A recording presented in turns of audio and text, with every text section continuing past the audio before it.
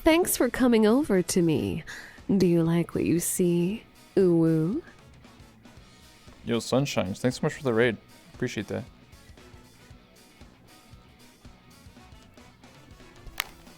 Let me take a drink real quick.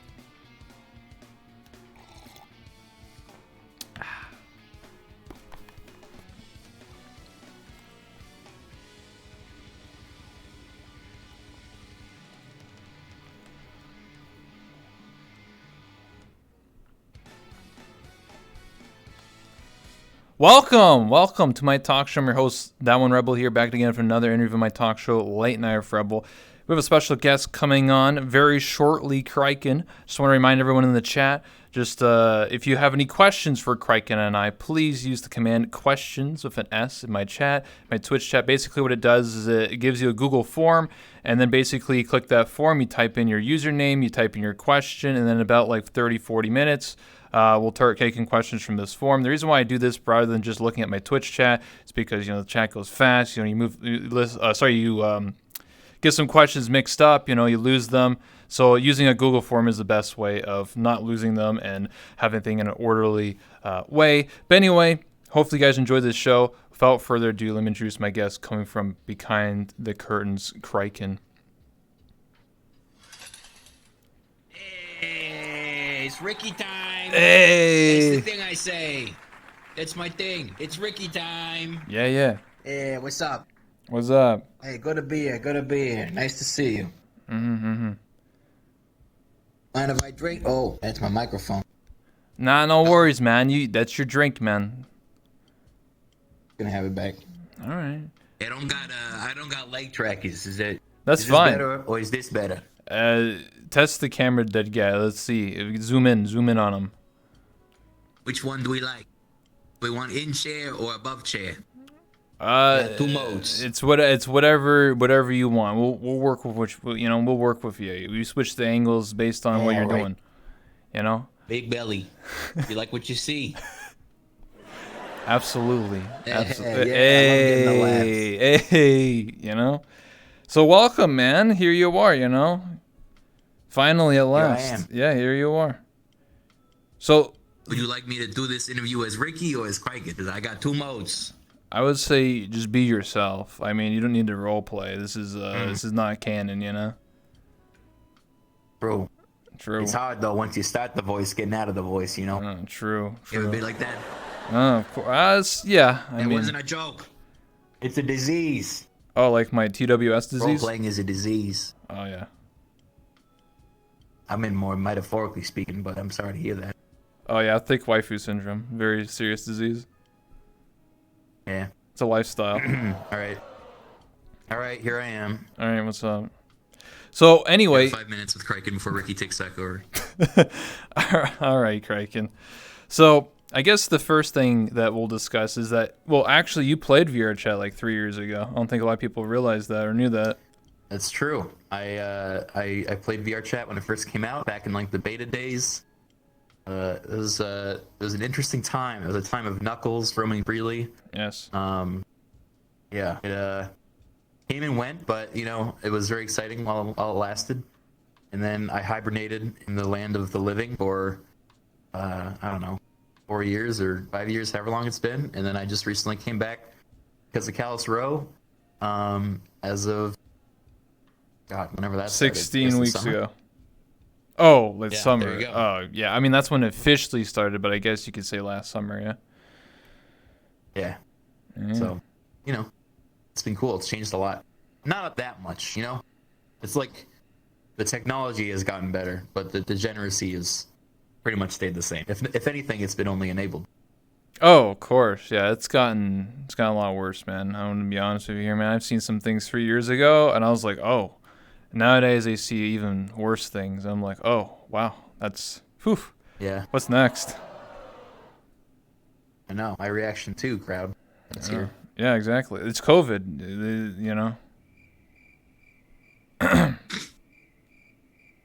The cutbacks. I get it. Yeah. It's okay, man. I mean, I gave out a lot of letters. I told everyone to show up, and COVID, they didn't get tested, so it is what it is, Yeah. Yeah, they got That's what it is. Yeah, it's whatever.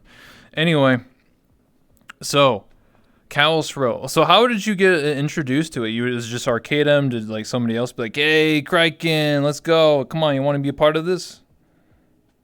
It was mainly Arcadum. I was playing with him in his D&D game in Verum as of like a year ago, and he kept letting us know about this Callus Row thing going on, and he gave us a tour and was like, I really want, you guys to get involved, especially as like corporate characters, because, as you can imagine, with the way Callus Row is set up, you kind of need a how do we say, like, good role players on the corporate side to RP not leads. screw over everyone underneath them. I guess so, yeah. And so I was, honored that he considered me as such, and I thought I'd give it a shot. And was mostly impressed, I think, with just this, like, the scale of the map and the roleplay that they were going after. Like, crazy ambitious. So I wanted to be a part of it for that reason. So I had this character made, and rest is history. Yeah. Yes, it's not really that long history.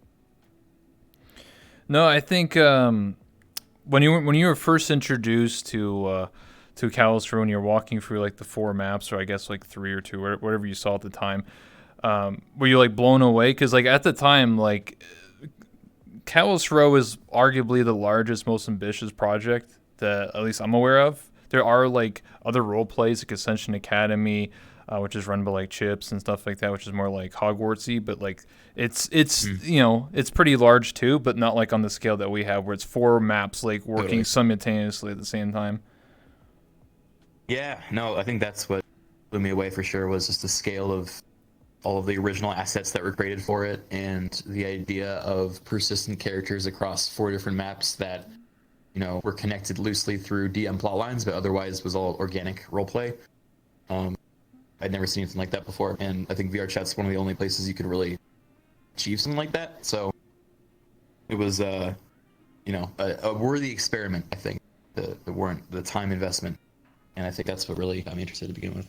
Yeah, I that's why I always said like Callus Row's an experiment, because like you got to think about the possibilities in the future of like 2-3 years down the road. Like we were like the pioneers, like someone else could basically make their own like Callus Row as like their actual video game, and then like have it all in VR. Yeah, VR Chat's done, I think, pretty well to push the the limits of creativity, and it's just really kind of limited now by scope and I don't know, the people working on the projects. But yeah, I think Callus Row is like definitely amongst the higher end that you'll be able to find this game or medium. Yeah, I think VR roleplay is gonna take off one of these days. Like for now, it's just sort of centered around VR Chat, but I think over time games will invest into it. Like I've always thought, like my dream would be like a GTA no pixel, but just VR. Like everybody just first person. Yeah. I think the hardest part with VR though is like original asset curation and like working with that sort of stuff. I mean, VR Chat's built a pretty good pipeline now for getting original models loaded in and giving quite a large kind of range of freedom associated with them. But for something like a GTA, like to have all of that freedom of like asset creation and curation, but then also have all of the gameplay features of GTA, like that is a hefty investment on a developer. So I don't know if we're going to get something anytime soon that has both of those two things, but I think VR Chat's the best place right now for the former, and then the latter kind of comes from the map makers and context, I guess, which is what we do best as live streamers. Like, is we're the ones that kind of mold the story out of whatever working pieces we have, right? Oh, absolutely, yeah. Yeah, like I'm not expecting anything soon. Like there's a thing that I looked at called Project Elysium. It's basically like GTA but VR, but sort of like low poly. But it seems to kind of work. It's very interesting because like how you drive the car, you have to steer it like this, you have to press the pedals and like full body and everything. And I'm like, what the hell? Like what? You have to like change gears in the car. I'm like, that's like what? And I don't know. The trailer just showed like a guy robbing a bank, and he like shoots the cops as he runs by, or like he looks in the rearview mirror. I mean, all that sort of stuff is like what everyone wants and wishes for VR eventually. Yeah. But the biggest problem with it is it's limited entirely by user base. I mean, you think of everyone that has VR currently, like, I mean, VR chat works because A, it's free, and B, because you don't need VR to actually experience a lot of it. True. You just go in desktop. But for something like that, to get an authentic gameplay experience and play, driving a car, you would need not only VR but also full body, and that limits even further. And so a developer can't really make, its money back just selling to that demographic, because that's not enough currently out there that would really make it viable. So you have to find other ways to monetize. So some of them go for like a pay-to-play model, or like, other microtransactions, and it's just like. And then you can start muddying the like integrity of the roleplay experience, and then it becomes more GTA Online and less, GTA RP, or 5M. So I don't know. There's like so many different factors in play, and I'm not surprised that there hasn't been like a perfect game yet, because it's not really economically viable yet. but I don't know. Who knows? Yeah, I get what you're saying, because to get in sort of like a project like that, you would have to put a lot of your own funds into it. Like, you would have to put thousands or tens of thousands of dollars to have this ambitious project, and like you would have to basically have the forethought, I'm not going to make any money for this for years, if not any at all. It's like a passion project, and a lot of big companies don't believe in that. Like they want to make money, so they'll just do whatever it takes. Oh, microtransactions. Oh, I don't know, whatever. I think the best place to look for in the short term is like the modding scene, looking for games that have pretty robust systems already, or have VR already, and then you can kind of add in a layer that will step it closer to kind of your dream game scenario.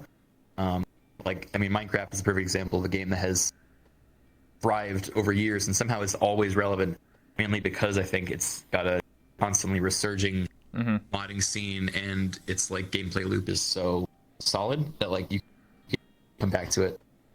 Oh, you cutting out? Just crashed. No, you're just cutting out for a second. I'm back. Yeah, you're back. I hear you. You hear me? Oh God, I crashed. Give me a sec. I'm sorry. Oh no! Keep talking. Don't worry. Basically, what he's talking about has like the modding community, right? He's talking about like Minecraft and how like the game keeps being relevant because you can keep modding it. I think a game that another example like that, we'll invite him soon, is like Gmod. That's a game that also is, that game's like 15 years older than Minecraft, and it still is relevant to this day because it still has like a large modding community that pushes it further and further. But obviously the tech sort of gets old after that amount of years. But hey, Gmod 2 is going to come out, and I think Gmod's going to really help out and be that new resurgence over time. So hey, I'm walking. Yeah, don't worry, he'll come back. Don't worry about it, champ. But yeah, I get what he's trying to say. It's difficult because I'm trying to think of a lot of these like companies that make or try to make like a GTA like VR game. A lot of them are like passion projects for indie devs where they probably like put a lot of their own funds into it, a lot of their own like money, and like very small, and then they have to like do microtransactions and all these things to try and keep it afloat. So it sucks, but it's very tough to to get some mainstream AAA title game to catch on like Rockstar, which I just don't think it would happen. But hey, you never know. The modding community might make it happen. Skyrim's modding community? Oh yeah, Skyrim is massive. Absolutely. Skyrim, Fallout. I remember the whole Fastkill with the whole like, oh no, you have to pay for mods, which I hate. Like that's fucking dumb. Like, come on. I get it. Like you can support mods. Hey, it's Ricky time. Whoa. So, Times two. Yeah. I was just talking about like the modded community, like Skyrim and stuff. Oh yeah, that another game that has survived how many relaunches almost exclusively off of its modding community. Yeah. That's kind of what Bethesda does. Sorry about that. Speaking of the problem of this sort of stuff for long-term viability is a production is like technical snafus like that. Like my headset just needed to be reset with like nearly no context or like warning. Yeah. And to pull off a production like Callous Row or what you got going on here, which is frankly the most like production value I've seen in VR chat thus far. it can still be like caught off guard in like an instant by something outside your control. So True. I wonder when we're gonna get to a point where that isn't a thing, but might always be a thing. I don't know. Do you have any thoughts on that? Like how we can minimize the risk? I get what you're saying. So, because I've done this show for over a year, and there's definitely some times where like VRChat would update and actually would break this camera system, and I was triggered, and I had to like improvise on the spot. So, I think a way to like get around that or like to minimize that type of thing is to, well, what people have been asking for years is dedicated servers, right? Imagine like Minecraft where you can be on a specific build of the game, like build 1.2 or whatever. So if I want to be on build, like currently it says we're build 1069 of VRChat, maybe I wanted to only be in build 150 or 1050 or whatever, right? And I know that's a stable build, and so my world would always be running on that build because the game is always updating, and when this game updates, it typically breaks 50 things. So right now, this is like a stable system, but there's been times where the game's updated and it broke the camera, it broke mirrors, it broke the glass behind me, and I'm just like, I just got to deal with it. Like, that's basically how it is. So that's what I would want personally is dedicated servers. So then I know that I can play on a stable build that won't like fuck up. Same thing with Callus Row. I mean, same thing with Callus Row is a great example. I've also been through that myself in that, you know, I've run more produced shows or series that involve some additional technical layer or a bunch of mods involved. And we'll have like a launch day of a series, and then either a game or one of the mods will update literally hours before we go live with this series, and it's like, well, now we either have to scrap that entire kind of content piece or delay the entire show, and that, you know, doesn't really fly at a certain level, right? When you're dealing with like advertisers or like a whole marketing budget. So, you know, I agree with you. Like, I think at some point when this sort of like production style thing becomes more common, you're gonna need a more stable system for keeping on versions and ensuring that it won't break day of, because like it's one thing for like a show on a soundstage when they can control every single variable, but in like VRChat we control, you know, we control things in moment to moment, but we do not control anything on the grand scheme of things. So absolutely, it's like at any minute the script could change. Oh yeah. Case in point was season 1 of Callus, which was a part of. Near the end, the finale, we were like gonna like wrap it up, and then like literally VRChat would update hours before we did Callus Row, and like animations just blew up. Like if you did it fuck up, like it would crash. Everybody in the whole world would, or a whole instance would crash, and we just had to call it. We're like, yeah, delayed, and then it happened, I think, again, and then we had to delay like 2 weeks. It was just like, yeah, I'm sorry, we can't do Callus Row, because the game would just update and blow up everything, and you would just crash. Yeah. So we had to delay the finale by a couple of weeks. That's also happened in season 2. Like we had an issue where we just like, yeah, we just have to call it. Sorry. That's another time. I remember when we couldn't join on people. Yep. It sucks. Yeah. The solution would be like, it'd be extremely costly to do, but like to basically just make your own game and just import just the Callus Row assets, but it just take too long and fucking too much money to do something like that. Then you have direct control over when you update the game and what breaks what. Yeah, there's got to be a better way. Yeah.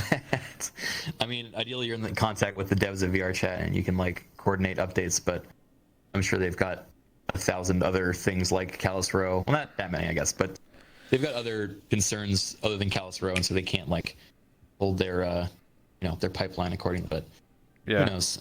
Hopefully in the future we'll get to a point where there's more of a line of communication between, you know, the company or the devs running a thing and the content creators that are popularizing it. Yes.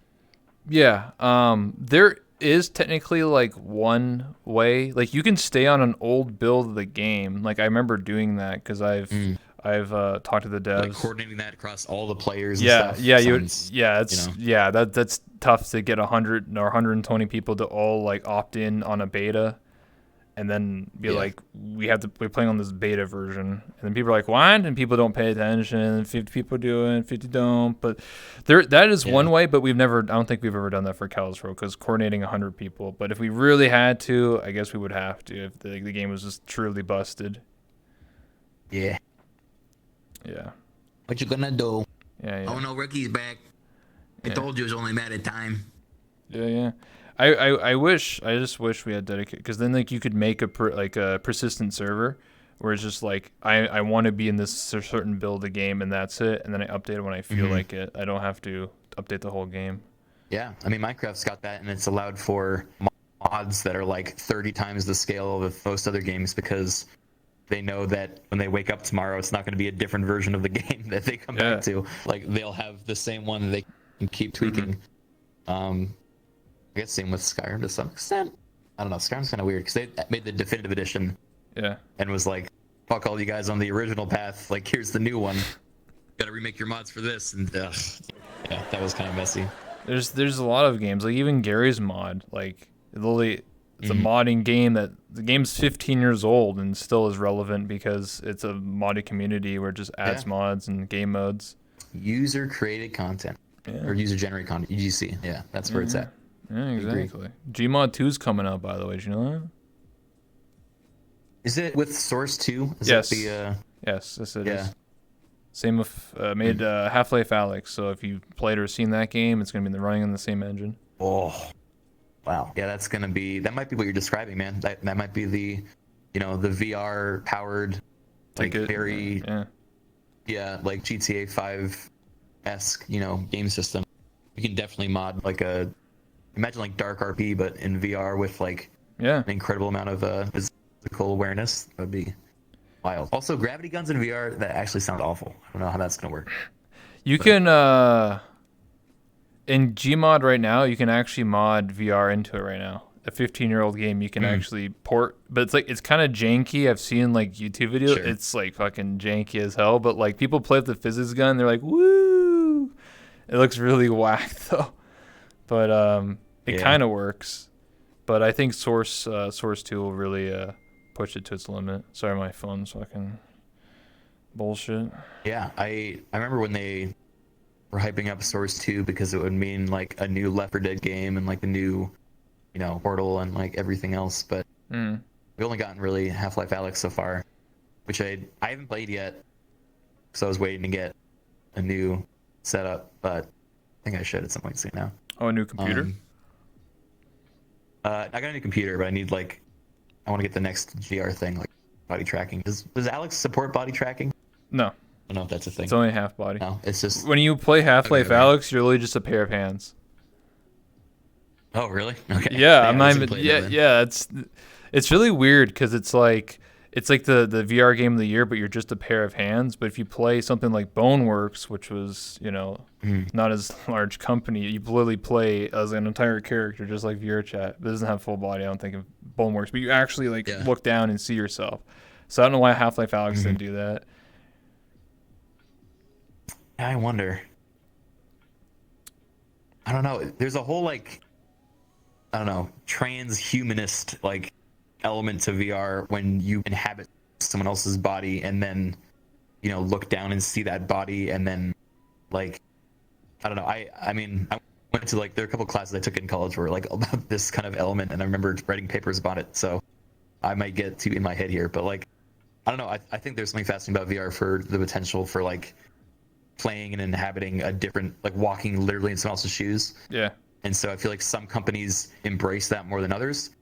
I would have expected Valve to be a little more on the cutting edge of that, but maybe they, are dipping into VR a little slower on the content side. Another tech side they're all in, but maybe they're testing the water with Alex to see if hands were enough or if they want to actually invest in full, body replacement stuff. The argument that I heard, the reason why it's only hands, is because it was developed earlier than Boneworks. So they started development and they can't just be oh, we need body. Oh fuck! Boneworks came out first. That's a pretty big addition. Yeah, so they're probably just whatever. We'll just focus on the gameplay, the story. That's what you're there to play Half-Life. I won't spoil it for you, but it's more about the story than just whoa, look, I'm Alex.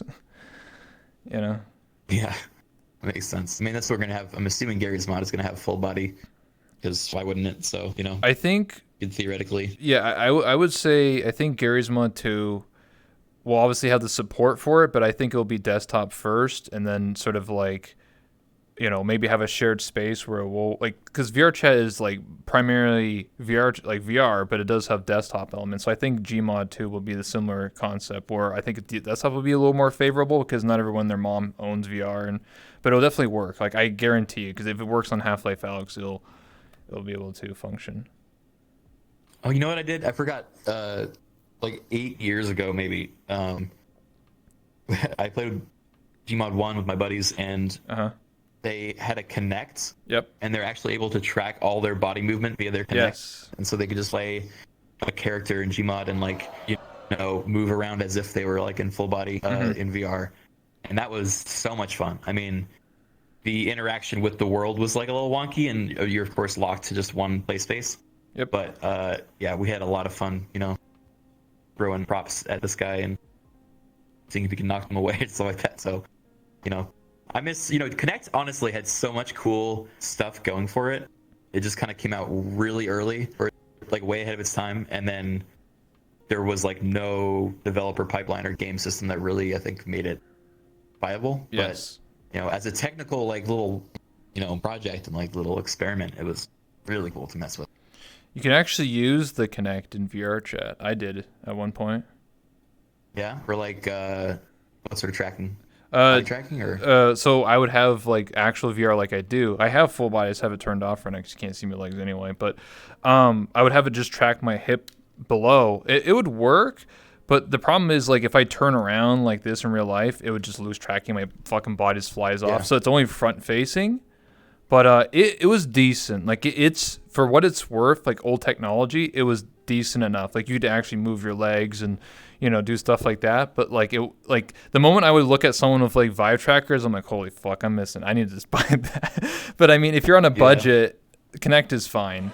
But if you really want to go the full experience, getting the Vive trackers is the way to go. And there's obviously just new ones just came out, the Vive trackers 3.0. Yeah, I was waiting to get the new one, so it's on my list now. Yeah, I got the old ones, but the new ones just have more battery life and just a little bit way less. Because the newer one, or the old technology is a lot bulkier, but the new ones are a lot smaller. But I don't mind because I'm not a dancer, so. Yeah.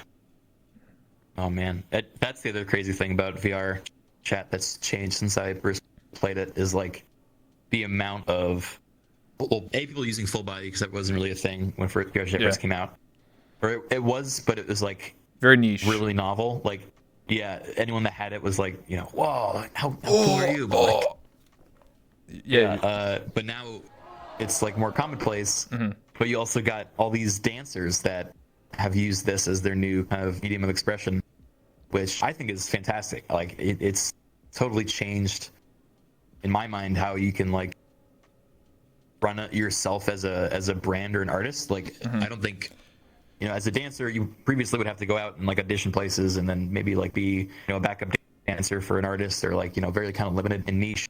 But now it's like you can literally make a living like putting on VR dance shows at clubs or like other places, and like stream it for yourself and for other people. Like, it's just such a cool new medium. So I'm all in for that sort of stuff.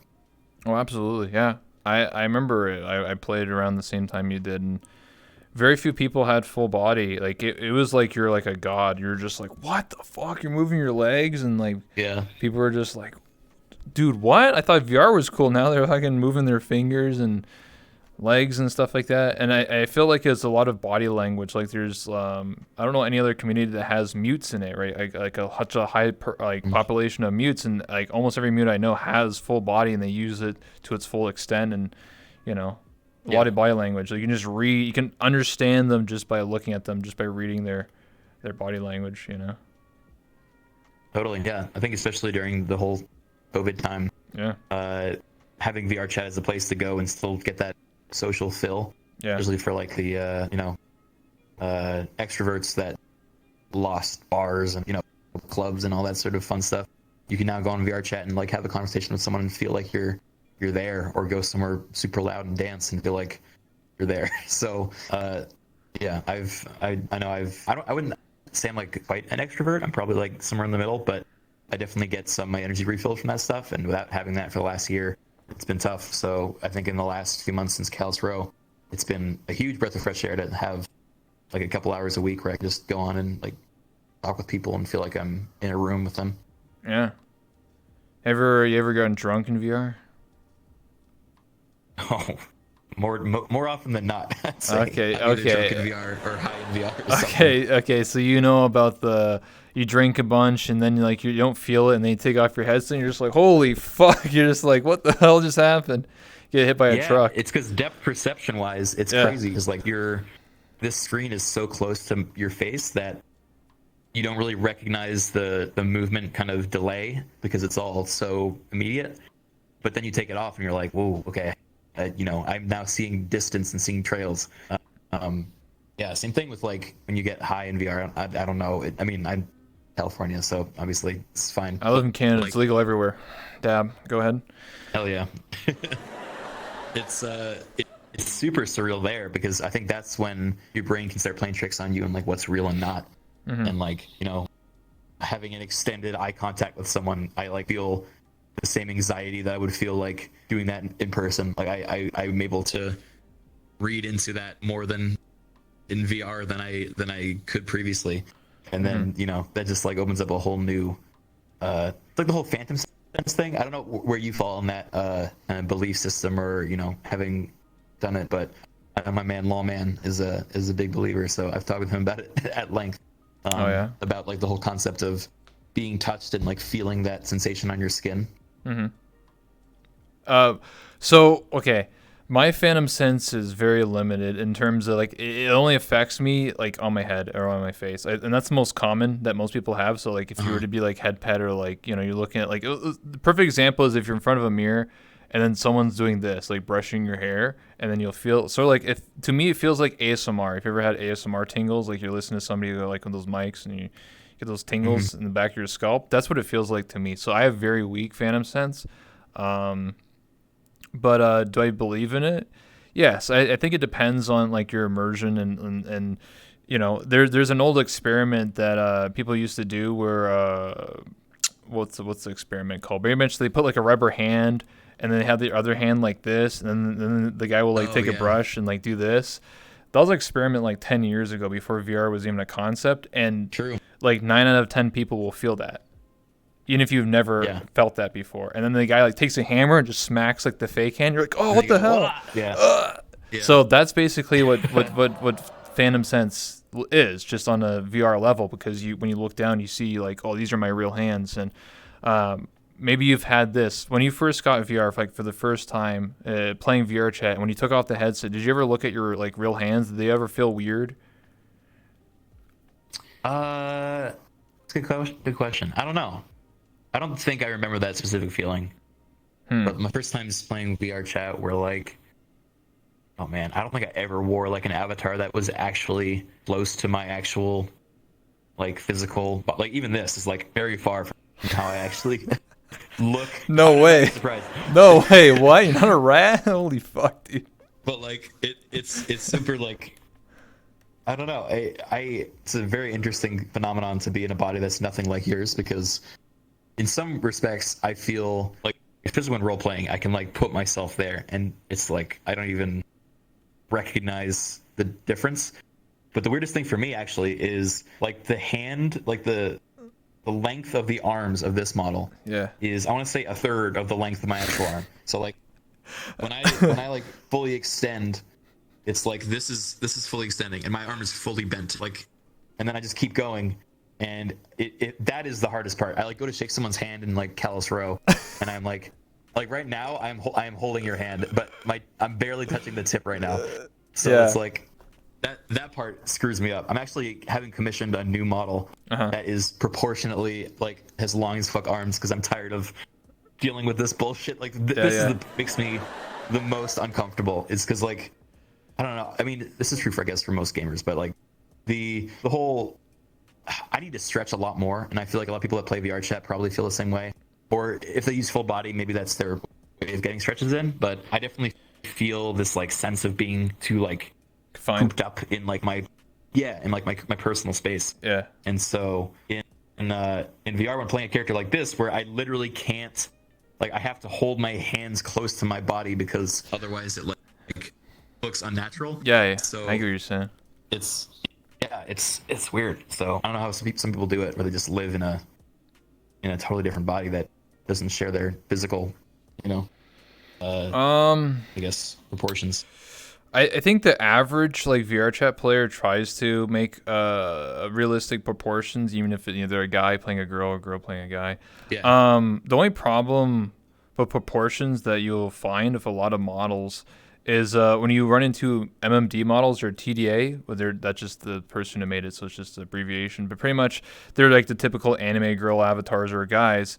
The problem is a lot of them have actually like the long, super long legs. I call it the tracer leg syndrome, where they have like legs are like this fucking long. And what ends up happening is that a real human being doesn't have long legs like that. So when you use full body, let's say this is the bottom of your foot, like where my hand is, your hip track or your foot tracker would be like here, when it should be down here. So a lot of models you just end up floating, or what's the slide? What ends up happening is that like when you move your leg will just sort of like move like this, like you won't have proper like movement, so it just looks janky. But my model's made from scratch, and I've recently had it like scaled to my real body and real height, so obviously I don't have certain assets. But when I touch my, like, if I was to put on full body right now and switch to my avatar that is proportionate, I can touch my real foot and it touches my character's foot. When I touch my real fingers together like this, it does it perfectly. That must be nice. Yeah. So I have like big hands in real life, but this is like so cartoony. It's actually ridiculous, like how large these fingers are, and it's really fun when I like go to shake someone's hand in like Callous Row and they just completely envelop their entire hand, even though I'm like fucking 4.5 feet tall. Yeah. It's fun to play someone out of your character every once in a while, but yeah, I think you went about it the right way, scaling something to yourself that you're going to be in most of the time. Well, this is not just my RP character, it's just my original character that I just used, and that just happened. So I just made an outfit that was just for Callous Row, and then I just have everything else. So that's what I went with. Has that ever been strange for you, if you think of like the percentage of time you play this character outside of Callous Row versus in Callous Row? Is it a different version of the character in Callous Row, or do you still like maintain, some of the same aspects? There's some same aspects, but there's definitely differences. Like sometimes my character is just a bitch. I'm just like, I don't give a fuck, because like one of my aspects is I just don't give a fuck about magic. And I'm just like, fuck magic. I definitely in character, I'm a lot more aggressive and a lot more like, fuck you, get out of my face type of shit. But obviously in reality, I'm a lot more just whatever. I'm chill and calm. And so basically when I go to Callous Row, I get to go like, the training wheels come off. I'm just like unhinged, I'm just like, and then the funny thing is, when a Callous Row ends, we all like teleport back to the spawn room, and then like all of that like whatever my character the fucking, what do you call it, like the mask comes off, and I'm just like, hey, what's up, dude? Yo, I just shot you like 3 times, but hey, that's fun. Yeah. Have you thought of like, I mean, I don't know if you experienced like a character death in season 1 of Callous Row, but is that like, would that be weird to you to play the character you play all the time and then have them die in this one canon world? Would that like be like a weird disassociation in any way, or you think it's so like separate that it wouldn't make any effect? I think for me, if my character was to die, as long as it wasn't just like out of nowhere, just like fuck you, just shot, as long as it made sense, sure, I'm fine. I already have a backup character. I played a dude in VR chat for 1.5 years, so I already have a male model made from scratch that I haven't used in years. So I'll just use my old model that I used to use, and it's literally just a business guy with a beard, and he would just fit in as a corpo character, and I'll just be some angry corpo bitch slapping people, because I made him like really angry all the time, and basically if you don't like say yes, he'll like slap you. Like that's his flaw. He's just very aggressive, just bitch slaps people all the time. So I think it'd be really interesting. If I was to die, I'll be a very chaotic corpo, basically. That will die even faster. Sounds Yeah, like a good plan. probably. And then I'll be like, oh shit, what do I play now? Random guard.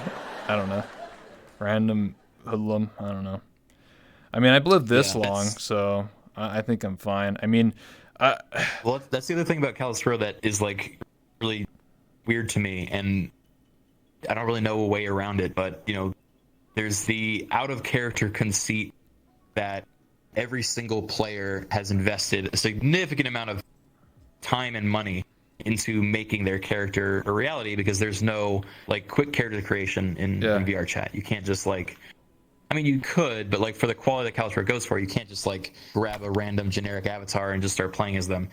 You generally have to either make something from scratch or kind of Frankenstein a model with a bunch of other stuff. And that either, if you do it yourself, takes a lot of time, or if you pay someone to do it, takes a lot of money. And so then if your character dies, unless you have another use for that model, then like it feels like you're out of a significant investment. And I think that, at least for me, I think lives in the back of my head whenever I'm making decisions as a character, where it's like last resort would be to actually kill off a character. Like, feel like they have to be removed from the story because I know how much, investment they put into it. I don't know if you feel that same way, or if you have any recommendations on like how to get out of that mindset. Well, for me, I just use this character as my like whole like mascot for my whole channel. So like if I die, it doesn't really matter to me. But to other people, to answer your question, because that's more relatable to other characters, that you're like, yeah, because it is true. Like at the back of your head, you're like, damn, this character or this person just made a new character, and like that actually happened when we had the new wave 8 weeks ago, where Leroy came in and he had a sketchy model, and it was in the row, and basically Heaven Kendrick's character Sable literally just shot him for like just because he had a sketchy model. Yeah, I remember. Yeah. So people are like, holy shit, if he died, like that's like investment of money. Like it just kind of made no sense. So we just kind of like made it like, oh, he didn't, get any vital injuries. So I mean, it would suck if someone made a character, spent a lot of like lore and money, and then it just died. But I would arguably say at least try to make it interesting, or like, don't just like murder hobo them and that's it. I think a lot of I would say maybe anybody from like season 1 would probably be fine with it, because they had a character for over a year. Like it's fine. Some people, I mean, you can always out of character ask people too. You can always be like, hey, are you okay with your character dying? I mean, it's definitely a different atmosphere, because like if you were to play other things like GTA 5M or No Pixel GTA 5, they choose when they perma their character. And Kalos Row, you can, but it's kind of like that weird gray area, because there's definitely times where in season 1 where a character died and it wasn't planned. It was just sort of like spur of the moment. Like Arcanum was playing as like a random NPC, and this person was just happened to be talking to him, and then like Arcanum pulls out a fucking gun and just blasts him 3 times in the face, and he's fucking dead. Like I was like, holy shit, like you got fucked. I mean, wrong place, wrong time. So I mean, it's definitely a different but it's hard to say. I would say if you like, for me, because my character is not really like a super chaotic, I want to murder hope everyone, but I try to teach a lesson more than just straight up murder someone. But like if you're like super like fucking with people, I guess like for example like Murder Crumpet's character died last session, and this is a character that was fucking with everybody since season 1, episode 1. So. People say it was long overdue, but hey, it is what it is at the end of the day. So, I would say it's also tough, I think, given the role and your kind of part in the city. There are certain kind of conceits that you're either led to believe or given by DMs that you then follow, and then that puts you at direct odds with other players without a whole lot of room for reconciliation. Where like. For example, there's some players that are just programmed to hate corporate characters, no matter what. Like, they're just taught that corporate's bad, never trust them, don't give them the time of day. And then it's like, if my character, who is like part of their shtick, maybe that they want to help the little guy, even though they are corporate, I'll never be able to have an interaction with that other player because they have been led down a certain belief path and aren't like able to get out of it. So I don't know. that's kind of the growing pains of something as ambitious as Calistro. I think is having it be flexible enough to allow for these kind of fringe cases or like, you know, character growth while still following the general plot line. Because like with 120 characters that all have their own, you know, story that makes them the protagonist of their own story, like that is incredibly difficult to manage. I don't envy the DMs their job. Yeah, it's because my character has a flaw that's kind of like that. My character's biggest flaw. No metagamers here. But my biggest flaw is I actually hate magic. I just despise it and just hate it. So how I work into my mind is that I am less likely to work with someone who's magic. I just don't like magic, and there's a plot point where a lot of people don't even know this, but I in character was tasked to build a bomb, and then I built a bomb, and then Jay's character Eros took that bomb and blew up the elevator in the Shadow District. So normally your character, which I think you went to the Shadow District, went to like the necromancy whatever place. Normally you would have used the elevator, but I blew it up because I hate magic. Oh, interesting. Was that like season 1? No, that was this season. This is like 5-6 weeks ago, something like that. Cool. It was a while ago, but like I would say like, how I play in my mind is like obviously I hate magic characters and stuff like that. Would I love to kill one? Absolutely, but I know that in my mind, if I was to try to like plot to murder someone, I would have to do it like really discreetly. Like there's just no, like I'm just a mechanic at the end of the day. I'm not like a corp, or I'm not like have a lot of power.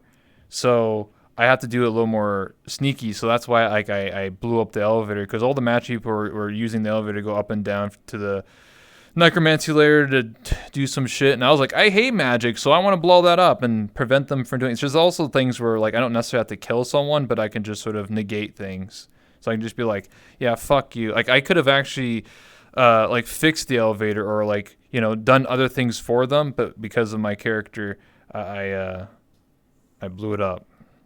So they had to use another method to get down there. Basically, I just like, you know, skirted them a little bit. But yeah, I think for a lot of I think your character is different because you're a corp, but I think a lot of like slummers or like the Under City people, when they try to like plot to kill someone, it takes a lot more time and effort and like a lot of like group effort, I think, because like if you killed someone and then like someone knew you did it, then you're gonna get fucked too. So it's kind of like, you know, double-edged sword. But if you're a corp, you might have that extra level of protection because you're like, you send some goons to do it, you know? Yeah, you have like deniability, and you can delegate different tasks and stuff. Yeah. Which is a blessing and a curse, because the corp life is one where, you know, we get these kind of grand arcing storylines and like very high level, you know, complex stuff to deal with. Yeah. But it's mostly done in a boardroom, and then we pass on the actual, you know, stealth mission or assassination or, you know, reconnaissance to a Shadowrunner or like another, you know, soldier. And so I know part of the pro and con of the corp life is that, you know, yeah, we get like a really high level view of all the storylines going on, or at least many of the main ones, but we can't actually be there ourselves for it. We usually just like have to sit in our boardrooms and talk. Which is, you know, accurate, I guess. You guys gotta hope that it goes well. That's why like Lawman plays as Goldman, but he also plays as generic soldier goon. So because he wants to see both sides. Like how does it, you know, end up his mission, his objective. That's an interesting way to play it. I've always just played as my character. I played as a zombie for season 1 because my character was kind of out of commission. Like I didn't go down to the necromancy layer to kill the necromancer. So I was like, I'm not gonna play my character. I might as well help, you know, the other role play. So I just played as a zombie and just started, you know, grabbing people and, you know, messing with them, being an extra. Hell yeah. It was fun. Yeah, Ricky has changed a lot as a character, and from my original line for him, and now he is kind of the corporate that also goes on those missions and like risks his own life, but like wants to see things through and is a little more kind of gray area, like playing both sides. So yeah, no, it's interesting, and that all kind of happened organically from you know, DMs helping along, and also just like circumstance. But yeah, I think VR is so fun for roleplay because I never really have to like preempt or think what am I going to do in this specific scenario. It just kind of comes second nature that Yeah. I'm in this body and I'm doing this voice and someone's talking to me and looking down at me because I'm a big fat rat. And then I talk up to them and I'm kind of punching up.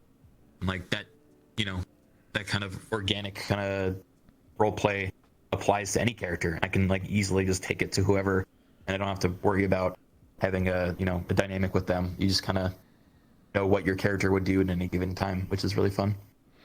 Yeah, like my character has a lot of progression. So I was just some random lonely mechanic in season 1, and we only had the one map. So we didn't have cars in season 1. That was not a thing. So my character was actually useless. Like I had no purpose. So instead I had to like improvise. So I became a construction worker, kind of, where if anyone had like an upgrade to their shop, I was the one you had to talk to that then like RP it out, and then I would like build up or fix something or do something for them. So for example, if you ever went to the row and you saw like the hotel and it has like a fucking weird ass like barricade, I did that.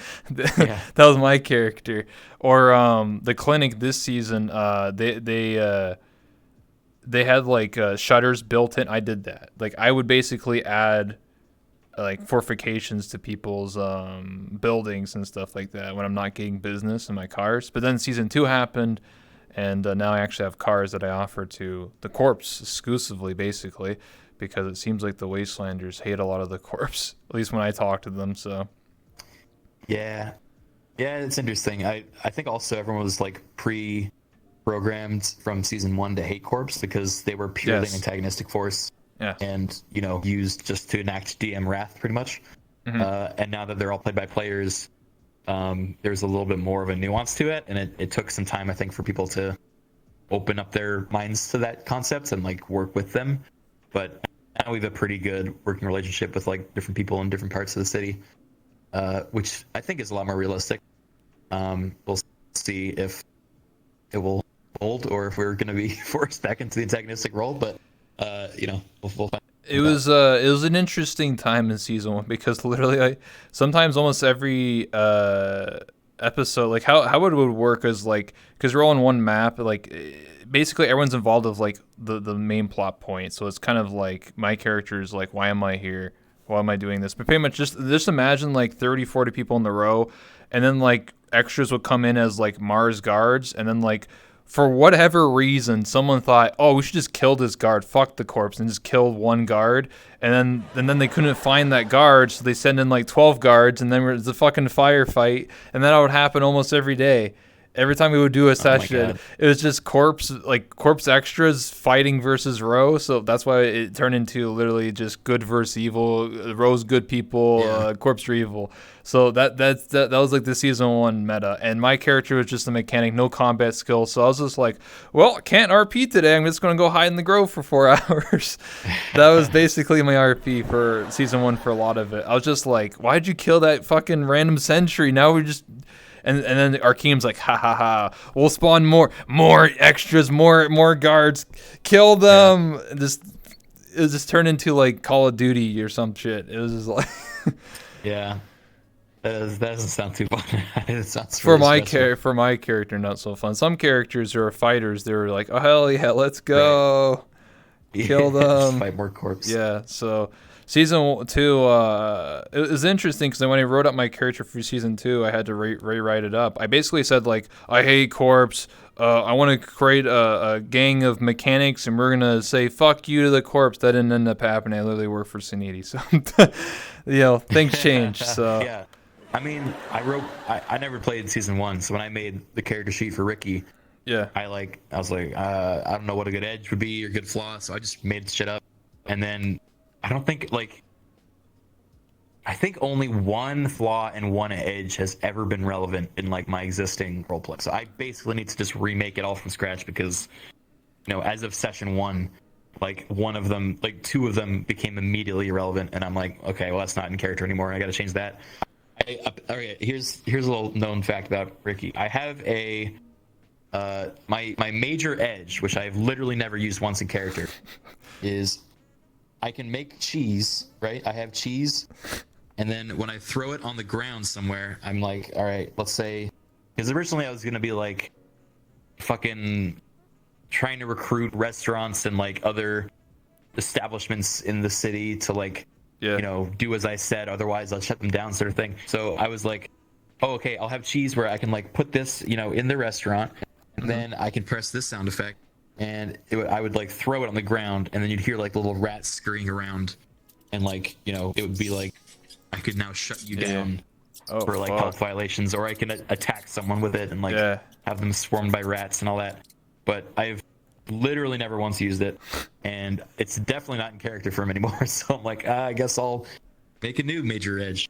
I also have a spork finger, which I use to, you know, sample goods. But again, very little times that I'm actually doing my job as the head chef of Odo. So yeah, that's an interesting. I feel that way too. Like with my character, one of my edges is I'm a parkour enthusiast, so I'm able to actually have the minor agile, so I can actually double jump, and like I've rarely ever used it. So like everyone else can only single jump, so I can double jump, so I can actually like parkour up like ledges and get like into areas cool.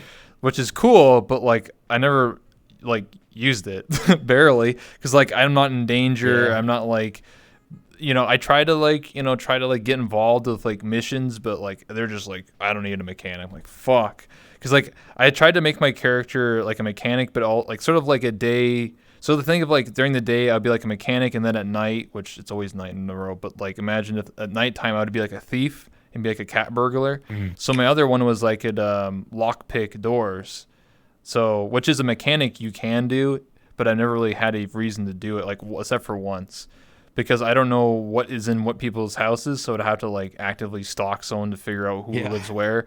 And then how it actually worked is I would have to stand in front of their door for 30 seconds, and then I can RP like unlock it and then go inside. Yeah. But the problem is every every apartment people have in their house isn't really a thing. Like they're all the same. They're all copies and pastes of the exact same, unless like they spawn a specific prop to sit in there, but I wouldn't know. So I would have to like eavesdrop, sort of like Ezio style, and like sit on a fucking bench and just be like, yes, they have this rare artifact. Sitting in their M12 apartment, and then I'd be like, oh shit, time to unlock it. Yeah, for all the time someone, you know, shouts out their special artifact in a club, and then also where they live, and you're like, great, these are the two things I needed. Now I can do the rest. Yes.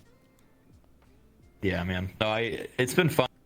Like the cool part about playing a corp when you go to other parts of the city is I feel like there's this, I mean, it's also this character is like literally the definition of fucking presence. But like I walk up to someone and I can like have a conversation with them, and I can like physically feel the person on the other end like getting anxiety and like afraid of what to say and what to do and like what my intentions are. It's also the fact that I'm literally like a fat fucking corporate rat that they're like, this is setting off so many red flags. Like, I don't know how to talk to this person. And I think that's been the most fun is I like kind of toying with like in conversations, like toying with people and like the topic and like the tone and everything anyway. Like I just do that naturally, but to be playing this character like gives you a license to kill basically for it, where I just go to everyone and can like push their buttons until they like, you know, panic and leave, or they like, you know, spill their guts. So that was how I originally planned the character, at least, and it's been a lot of fun. Some people are like that. There's definitely a lot of what's interesting is some of the characters that are corpse that have died actually are becoming anti-corp. Like they'll make a new character and purposely become like a corpo terrorist. So I'm like, oh, that's like a flip of the coin right there, you know? So I think it's still kind of ingrained in the good guy, bad guy storyline. And so they're like, I'm tired of being the target. I want to be the aggressor now. Which makes sense.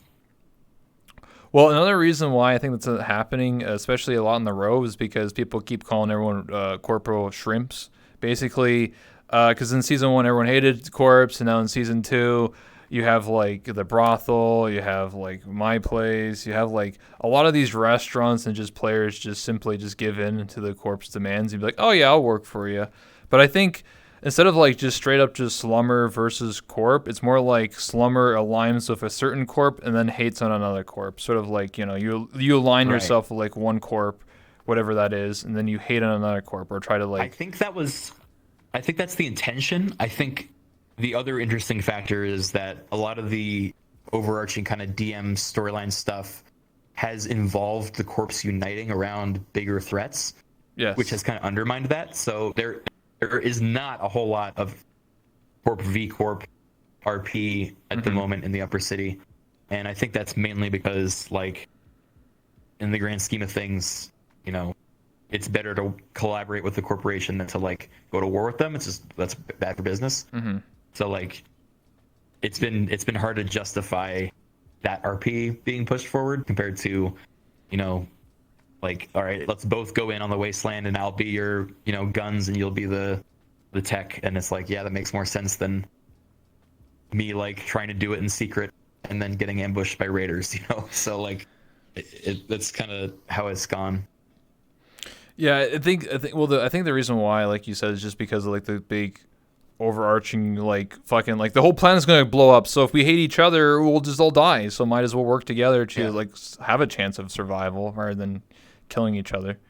Like these bigger threats are more important than the little my stock market's low or whatever, you know. Yeah. But I don't know. There's definitely some still like characters that was still trying to fuck the corpse over. I think it's mostly the magic people that try to fuck over the corpse, or they try to line up just Talaris, but like, oh fuck everyone but Talaris, you know, type of thing. So I don't know. We'll figure it out as time goes on, but it's definitely we'll see how it goes, you know. Yeah, it's a living, breathing organism, which is I think part of the exciting part. So you know, a lot of it will change week to week. Yeah. Do you ever feel like you said like you feel like you're confined, not just like in your physical form because of that avatar, like it's just limited, but like because you're stuck in the boardrooms. Do you ever feel like, man, I really wish I could just go to like the Undercity. I wish I could just go to the row and just talk to some people, and you're like, fuck, I'm stuck here. Yeah, I mean, I'm like a social dude, and I think the character I made is meant to be like a champion of the little people in a way, or at least like gets along much better with them than the average corp.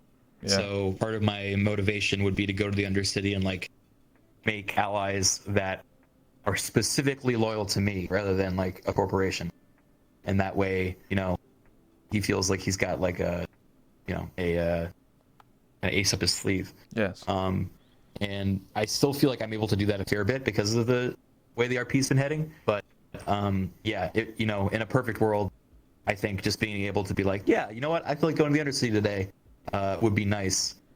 It's just, you know, we're either so busy with boardroom meetings that, you know, that takes precedence, or there's an overarching plot point that makes it like needs addressing now, or I know the Undercity is going to kill me on sight. Like it's one of those three things that usually like prevents me from getting around and like, you know, getting to know people. You need like 10 guards. You need like, I need all the extras behind me right now. I need. Yeah, but like, it's true. But then that brings up kind of the point you had of like in the first season, you brought that much of a show of force, and it would like almost preempt war aggression. Yeah. Versus like Ricky's style is like to go either by himself or like with one or two other people. And he's like, yeah, that's more dangerous, but he wants to be more like approachable than like I have 10 guards behind me. Like you better say the right thing.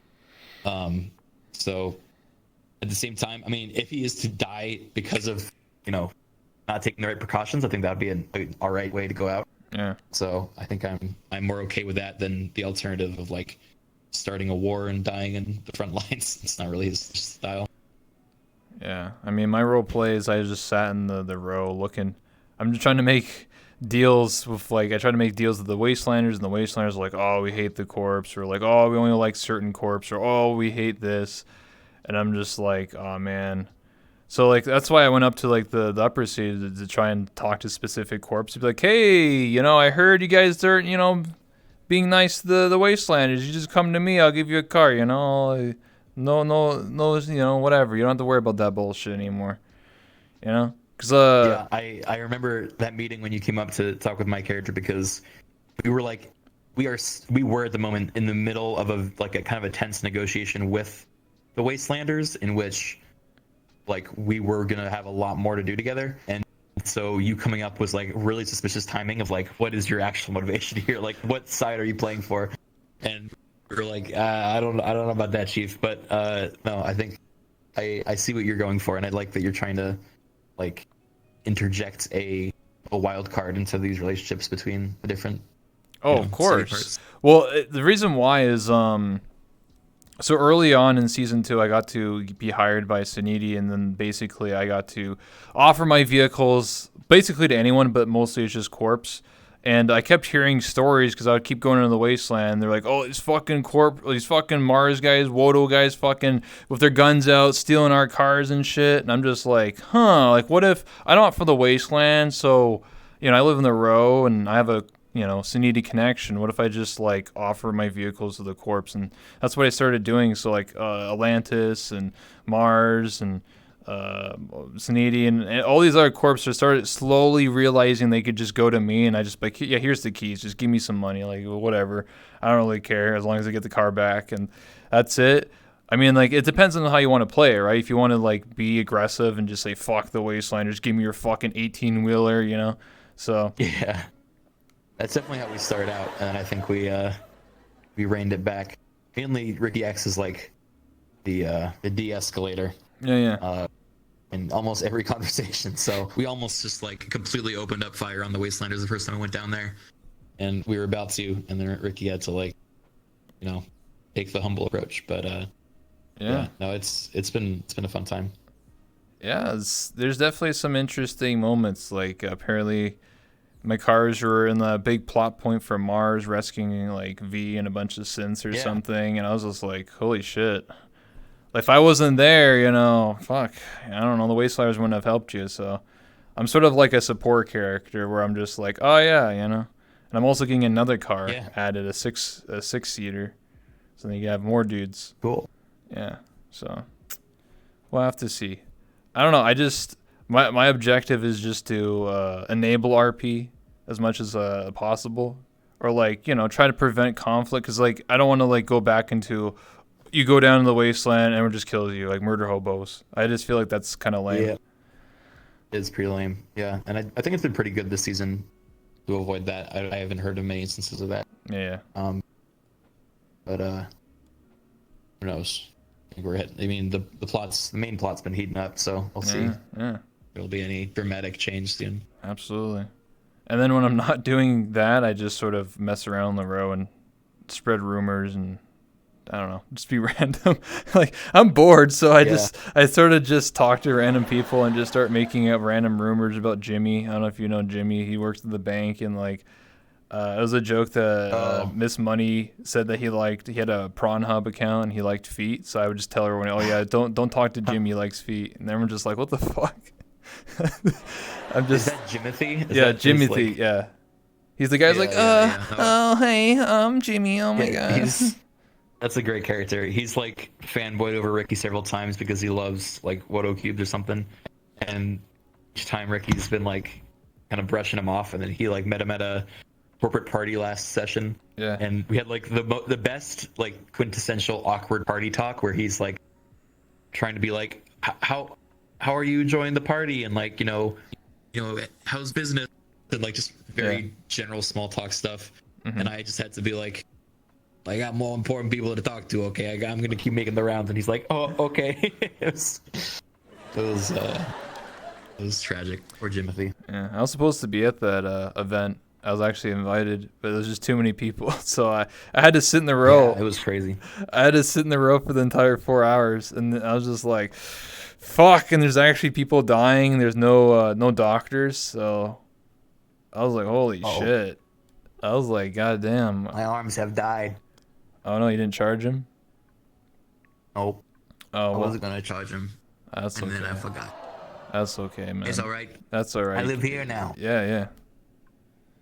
Does anyone have any questions? I can't physically move. For Criken and I specifically? If you want to, remember, use the form, or we can just always look at chat as well. Sits back and Figure for yourself. I have no arms. Yeah. Not sure if Sci-Fi finds work for them to do, but there was the guards running around to do surveys or try to unionize. Yeah, like the extras, they try to. I've noticed that a lot of the extras sort of like have their own personalities, and like there's one Suniti guard that has a toy gun like added to his model. So like they started personalizing their own like extra models. I think because they lived for so long. a bunch of the Nirvana guards have like had like there's like a Nico guard that's got little cat ears, and there's like a couple others that have added little things to their models. I think that's super cute. Yeah, Wodo. I don't know what's up, man. We don't have consistent guards. We barely have enough employees. Like, I don't know what's going on, bro. I feel like we're both a clown corp and like the centerfold for so many plot points, and I just need more. We need more help. Please, DMs, give us more. I need more NPCs. I don't know. I think it's funny because I would watch some other people's perspective and it's like all serious, and then whenever I'm like with Suniti, it's like, hey, this Three Stooges, let's party, let's fuck around. Like, yeah, Suniti's also goofballs. Yeah, I've heard. Yeah, especially when I would go to a meeting and I'm just there and I'm just like, what the fuck is happening? Like this is such like just silly RP, and then like other corporations like, we're murder people, we gotta murder these people in here, and I'm like, what the fuck? It's just so, like such a contrast. Yeah, I like the different cultures that each of the corps have kind of built for themselves. I think it's probably the best part of the Upper City. I had fun just talking to some of the extras in the Upper City, because like they sit around and like literally do almost nothing, just like stand there and just look like a guard. So I'll just start asking them random questions, and like some of them, like, because I remember I talked to like the Wodo guards, and they're like, yeah, don't tell anyone, but we don't like Wodo, or like Wodo cubes or whatever. I'm like, holy shit. they would say shit like that. No, I'm not saying anything. I thought it was funny. Or like the Mars guys would be like, yeah, you know, I really wish I worked for Nirvana. I'm just like, what the fuck?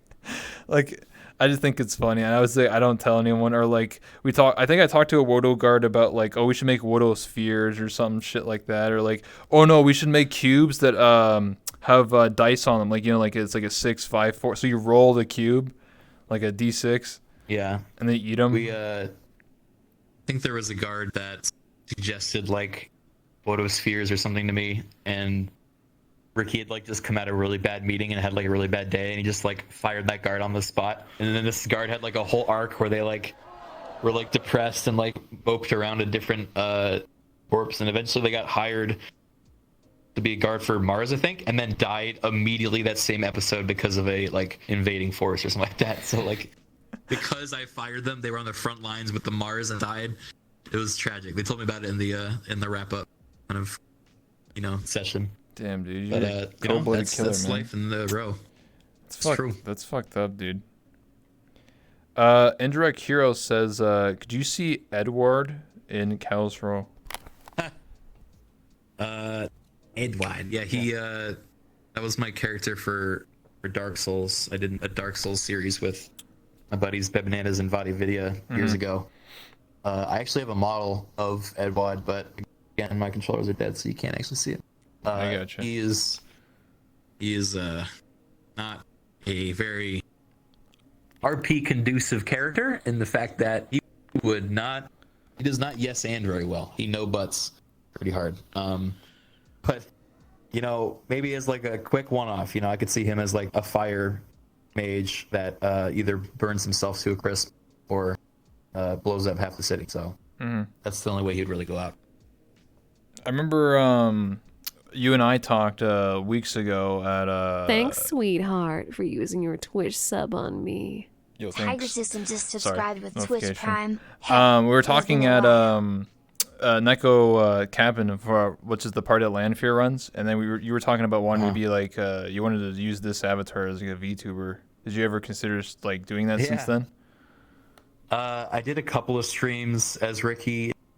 So the thing with my channel is like I do a lot of different roleplay as different characters, and so I don't really feel comfortable just picking one as like my avatar. I think I would want to have several, and then like depending on the game and the mood, I'd like be able to play different characters and different styles.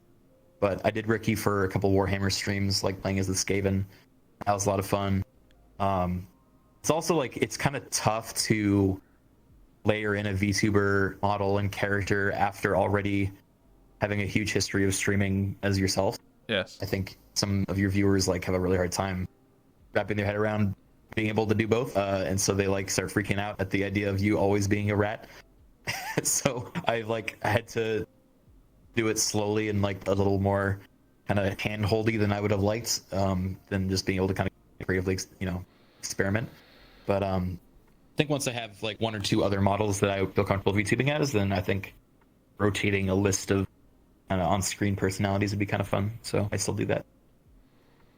Makes sense. Yeah, you're not the only one. There's a lot of there's a lot of people nowadays that they've been using their face cam, playing League or whatever for like years, and then they switch and start using a VTuber model, and then people are just like, what the hell? Like, bro, what? I'm not used to this. Why is there an anime person on the screen, dude? Why is this fucking rat on the screen, dude? Where's Criken, dude? Come on, man. Unsubbing, bro. It does happen. So I also I'm a huge fan of the kind of VTuber. I don't really want to call it a trend, because I think it's just more of like a new method of self identifying and personification. But I really think there'll be a push towards original characters that don't fit really into the anime like visual style in the near future. And so I'm mainly interested in like experimenting there. Like I mean Ricky, I don't really think is like a common anime trope character. And I kind of like the idea of pushing the boundaries of like what people are used to seeing on screen with their entertainment and with the role play. Mm-hmm. So yeah, I mean, I'm excited to see how far people push it and where it can go from here. Are you meaning like non-using like a non-anime? Like, are you talking about like what Code Miko does, where it's kind of like that semi like realistic looking avatar, where it's like it's kind of anime but not really?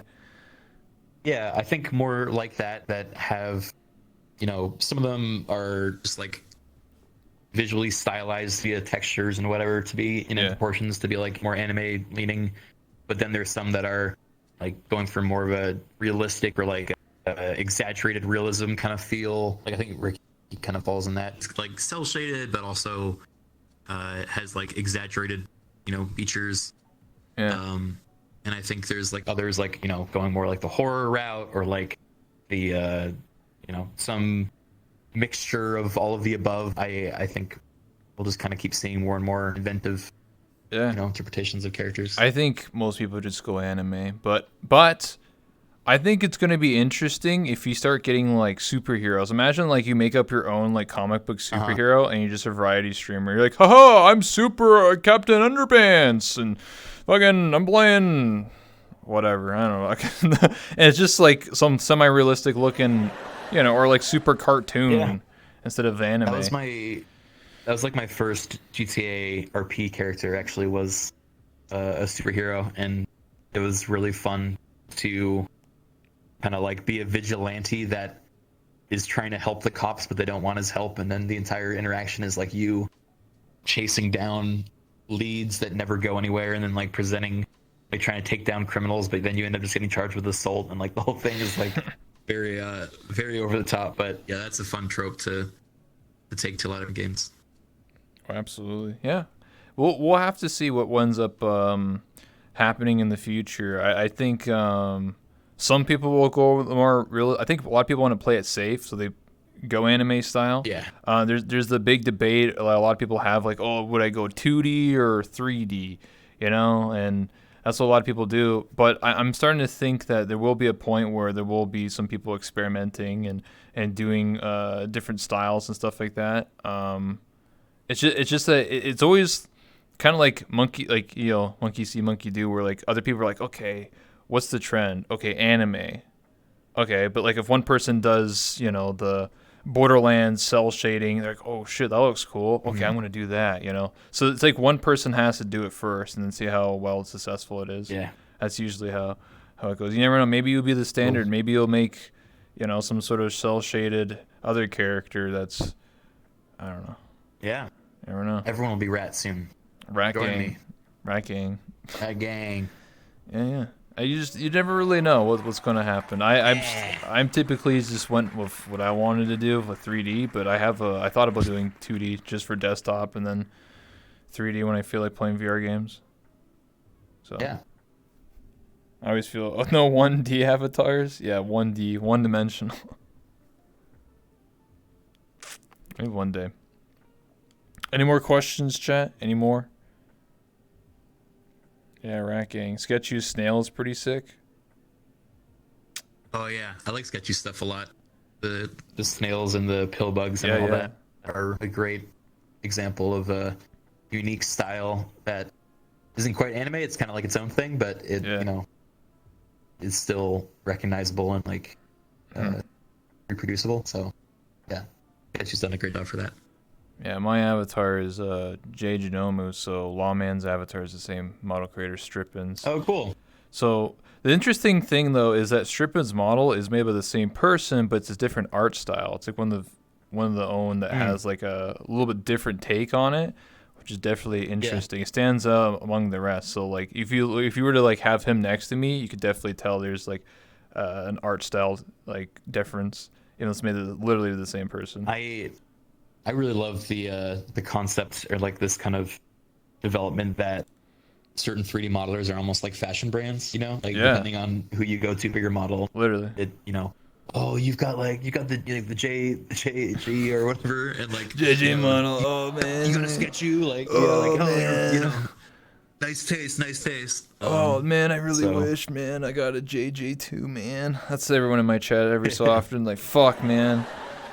No, but I get, there's a lot of for 2D there's a lot of that too. I forget all the names, so I think one of them is all Waffles or something like that. There's a bunch of them like 2D. They're like, oh my god, you got this 2D artist. Oh my god, it's just like, I don't know, it's just the way it is.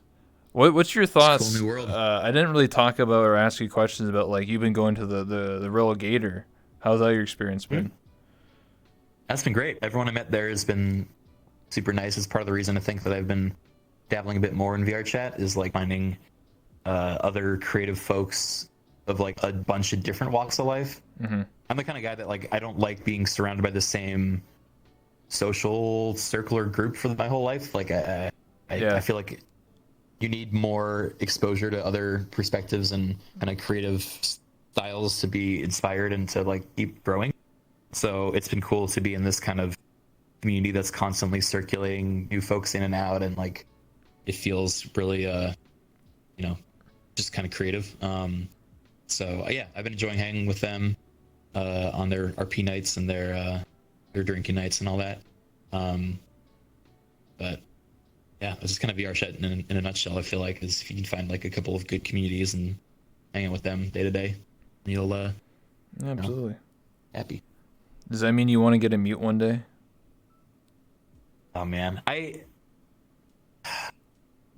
I'm still wrapping my head around like I know it's like now like a mute partnership, and like but previously it was like whole but like mute ownership, and like I don't know, the whole thing in general it's hard for me to like, because okay, I've heard two different sides of it. One is like a lot of the appeal of mutes to some people is this concept of like you project your thoughts and your, you know, feelings of how they're reacting onto them, and then that is like filling you with endorphins because you're like reading into whatever you want to see, and that to me feels like a little weird and like kind of like self-imposed almost. So it's tough for me to feel like I could embrace that, I think, without really knowing the person behind the avatar or like the character. But also maybe I just haven't been around it enough to like open my mind to it. So I don't know. I'm jury's still out on that, basically. All right. No, I just think it's an interesting thing because like I came from a background of playing like Call of Duty and Halo, and like the concept of like having these sort of relationships with people in a social game has never really ever been a thing for me, because I would just play Gmod and just be like, yeah, I'm a cop, bang bang, whatever. Like I didn't care who was behind the screen. Either, like exactly. So I think the part that makes it different is the full body aspect of like being able to fully immerse and represent yourself as a character and be so expressive that you have your own personality and like kind of you can make jokes with people but never actually saying a word. Yeah. And I don't think that's really existed before. So I'm still like figuring out how I feel about it too. But it's been cool to witness at the very least. Yeah, it's definitely just a weird thing because like whenever you try to explain it to someone who doesn't play VR chat, they're like, "What is that? You own a person? What's wrong with you?" Like they're like, "There's something going on here, dude. Some sort of underhanded black market mute trades going on or something." That is definitely what I thought when I first joined the lobby, and was the first interpretation. But it's more nuanced than that. I think after being around there, it's just like still like you said, it's really hard to describe to people that haven't like been there and experienced it enough.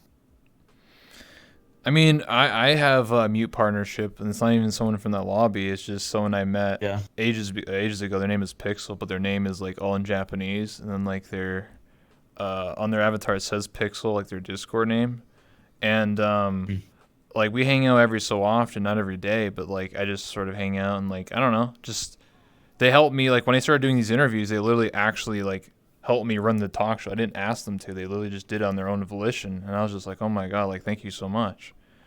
They just were part of the show. And now they're like, mostly busy doing their own thing. But I don't know. It's just kind of like, I just think of it's like kind of like a friendship thing to me. Like, it's not really more than that, like, I let them do their own thing. Yeah, I don't I really, think the thing that I'm trying to wrap my head around is like, it is like a friendship. But there is this kind of like inherent power dynamic where if one of you is the speaker and is like talking for them, and like most examples that I've seen of these partnerships have been somewhat one-sided, where it's like the speaker is the one kind of doing a thing and then like the new partner's kind of their sidekick, like backing them up. Yeah. And like, I don't know if that's just kind of the conceit of it or, where that falls in like the line of a friendship versus a partnership versus like, anything in the middle. So I just think it's like a different thing that hasn't really been done before. So I'm trying to understand it more.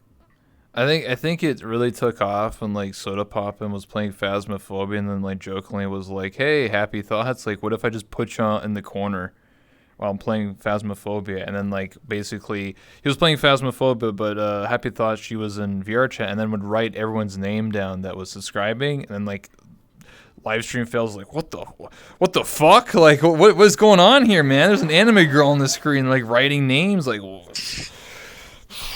what? Like they were just like flipping out, like they were just going mental, and then like it's sort of it's funny. I didn't know that backstory. That's interesting. That was sort of like the big thing. I mean, like it started off Rob, but then like Soda was like, "Hey, what if I just got my mute to like play a different game and then have like a mute cam?" And then like it just blew up and went like ham on there, and then and then all these other big streamers were like, "I want to get a mute too. Where are they? Give me a mute." And they're just like, "I want what Soda has," And then that's why Moon came to the lobby one time, Rob's lobby, and then got Kanoa, and then never came back.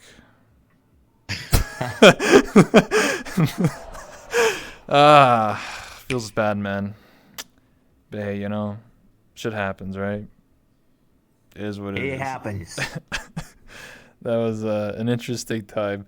I think it was just sort of like that trend thing, because people are like, oh, he has something, I want it too. Sure. I think it's definitely died down a lot, so it's mostly just localized to Rob's lobby now. I would say honestly, it's only in Rob's lobby. I don't think any other VR chat streamer or personality or just people in general have some sort of mute partnership. I just think it's very niche, and it just sort of adopted into his community. Maybe there might be one or other people. I can't even. I've been playing this game almost 6,000 hours, and I can't really think of anybody else that has that sort of dynamic. There's definitely people that I know that are mute streamers outside the lobby, and they'll create their own communities and stuff like that. But they don't have talkers or anything like that. They just sort of just run their own stream or stick or whatever. So I don't know. It's definitely an interesting thing. Do you plan on upgrading Ricky's design at some point? That's what James. I think you already said, getting the arms longer and more humanoid. That's an entirely different character. Oh, okay. I thought you were upgrading Ricky. I don't know. I mean, Ricky cost a pretty penny when I had him commissioned, and I'm sure. I think if I were to update him, it would be like a final version of him for, either a big plot development or, maybe an added outfit again for a big plot development. But I don't know. I mean, I don't feel like I need a whole lot play a character. Just having facial expressions and like a body, and then me making a voice is really enough for me to feel like I'm satisfied. I mean, the next model that I'm having commissioned is gonna have some like extra goodies, specifically around kind of modular animation and like an idea around being able to swap parts of the body out and then as like an expression or like a Avatar 3.0 thing, and then being able to like use that as the new normal, and then like based on circumstances swap back or swap to different thing. So like I saw Sci-Fi showed me that in cooperation with a bunch of their 3D modelers on Callus Row, including Sketchu, they were developing a avatar that you could basically customize in VR chat live and like swap out hair, eyes, body type, skin color, add accessories, all that sort of stuff, so that it's almost like an NPC generator where using the same avatar, you can make an entire city's worth of unique looking NPCs that can all wander around and do their own thing. I have that avatar. You do? Oh, I want it. Whenever it's ready, I'm very excited to try that out. I mean, it's just public. You just clone it. As this avatar, it's the Slumber avatar that we use for that, and then you just, what else we got? You got like headgear, like headphones, glasses, VR goggles, visor, hair 7, all this stuff. Trying to let me not block everything. Hold on, what am I doing here? Yeah, turn off that, and then we'll go like, hair picker. You can be like a mission, like all these different eyeballs you can have. Yeah, it's pretty nuts. So I mean, that's part of the stuff that I think will make VR chat and just the potential of this medium like so much stronger for storytelling, is you can, theoretically use this to on the fly design a new character and then embody them, whatever is needed. Tops. So, yeah, I don't know. I'm excited to more of that stuff. Literally, I can just make I'm a new character. Yo, what's up? Yeah, you're like a red orc now. Yeah. So the idea was we use this model for the row. So whenever you see like NPCs extras, each extra would use this model but like be slightly different from each other. And it was just be able to fill the world. Oh, whoops, I switched the wrong model. Whoopsie daisies. And my workout outfit. Whoops. Oh my. It was this kind of interview. Oh my. Wow. Yeah, this model actually is the one that works in full body perfectly. Like, look at my fingers. They're perfect. Yeah. Literally. That is cool.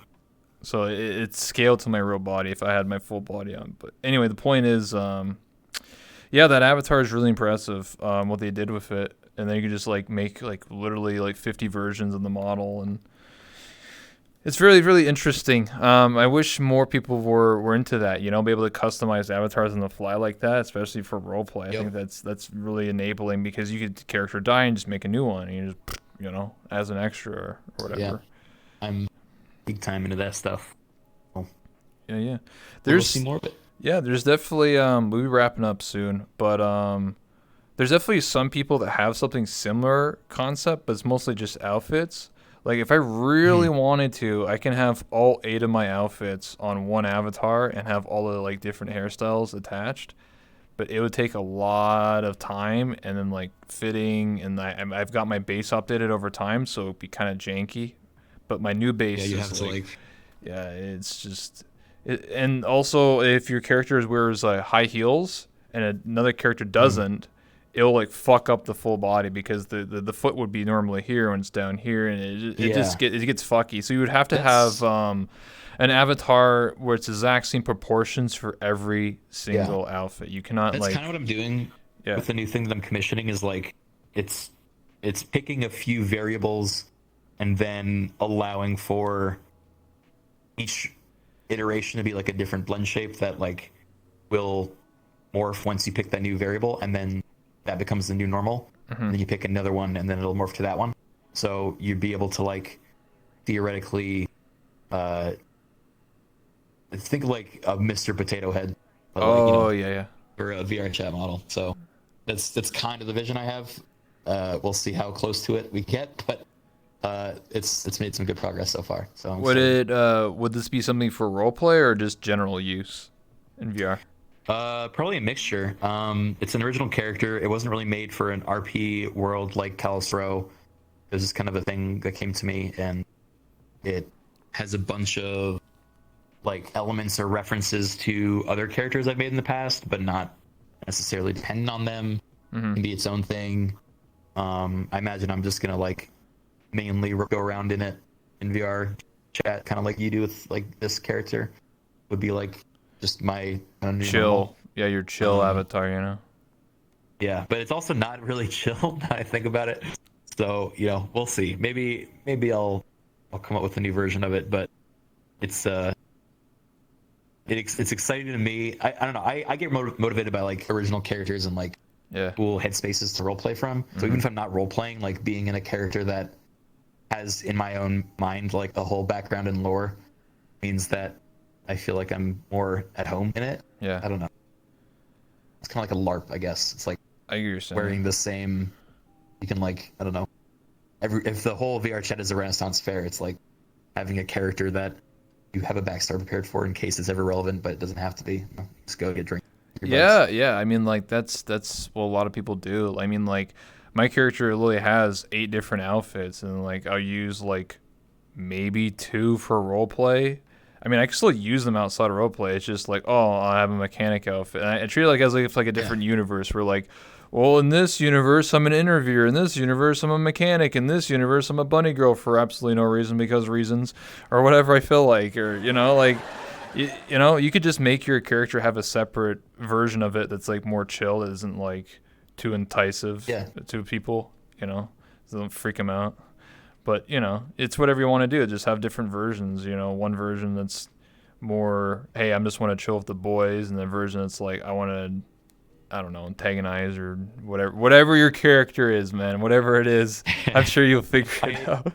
So after you said that, I'm like running through my head of all the designs, like which one is the chill with the boys one, and I'm like, oh no, I don't think I have one. I think they're all freaky to some extent. So hey, maybe I'll just be the new bar for the boys, you know? They'll just have to rise to my level. Oh, shit. I mean, you can always just... I think you can take even the most scary or most, like, off-the-cuff character, just put in, like, a comfy sweater and just fucking be chilling. Ooh, good call. Yeah.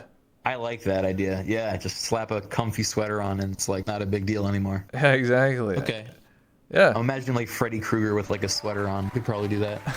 Holy shit, dude. Same concept. Yeah, and then you can have some weird aspect where like you can have like a face mask on, like a smiley face. You're like, hey guys, I'm chilling with the boys. Take off the mask, like some fucking demented creatures. You know, it's funny you mention that because the character involves masks, so that is already. Oh shit! It is already planned. Oh, okay. Yeah. Well, there you go, man. You can have a smiley face. That's the one. You put the sweater on. You put the smiley mask on, and they're like, I'm chilling with the boys. You're always happy. I'm chilling with the boys. Yeah. All right. Sounds good. Yeah, there you go. Make that work. Interviewing a rat? Okay, stale.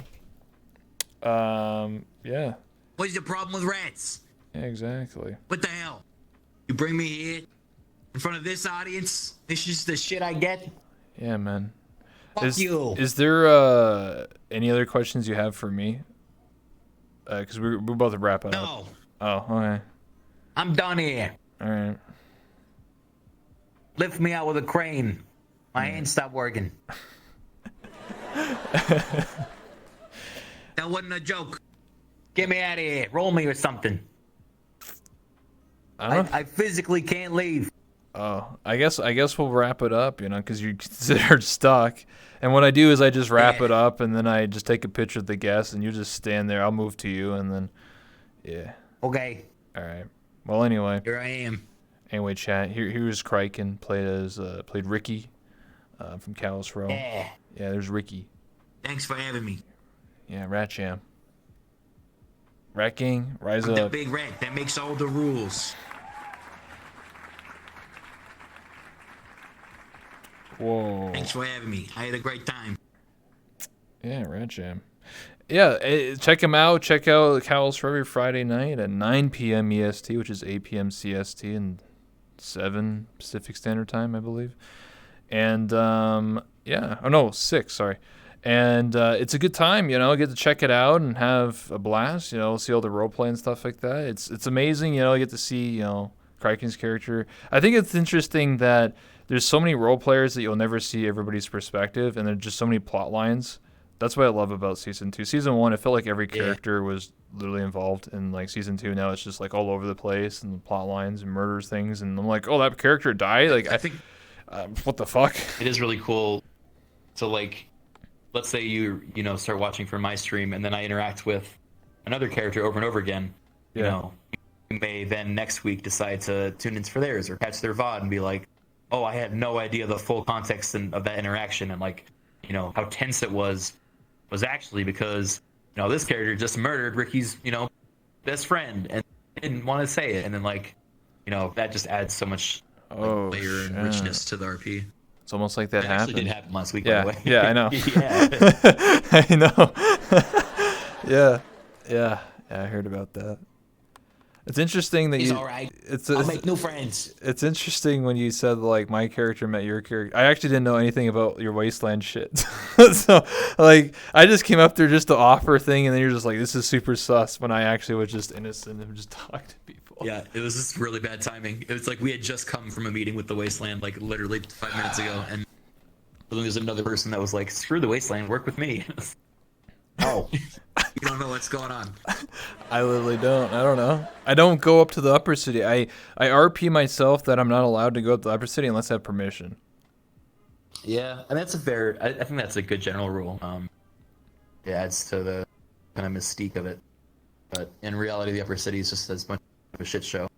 Oh Everywhere yeah. else. Yeah. So I had an opportunity to go up there. I was like, I need to talk to every corp, because if I don't, it might take. It might be weeks. It might be fucking 4 weeks. So I was like, fuck it. I'm just gonna talk to everybody. And the interesting thing is, before I talked to you, I actually talked to one of the Wodo boys. I think it was like one of your new character, some new Wodo character. I don't know who it was. Some guy. He was just like, oh yeah, Ricky and all of them are all busy in the wasteland or something. And I was like, what? I was like, will you tell them about my deal? Like, yeah, sure. I don't think he actually did. I think everyone just fucking forgets. Oh. No fucking way. Yeah, I mean, But you know, it's usually like we got so much shit going on that we're like, you know, not really thinking that far ahead. We have to just react to everything that's coming. yeah. But yeah, no, I am glad we had at least that interaction. Any If Twitch you ever channel? need a car, Yeah. go there. Yeah. If Twitch channel is literally twitch.tv Criken, Criken. That's correct. That's right. To be same on for like, you know, Twitter, YouTube, all that shit. You know. Yep. Anyway, thanks so much for the interview. I appreciate it. I'll take a photo. I know you can't move, but I'll move towards you. So Okay. it's kind of like a tradition I'll be in here. that I've done since literally the first. I've done 200 and this has been my 242nd interview. So every time I would do an interview, I would literally take a picture of the guest.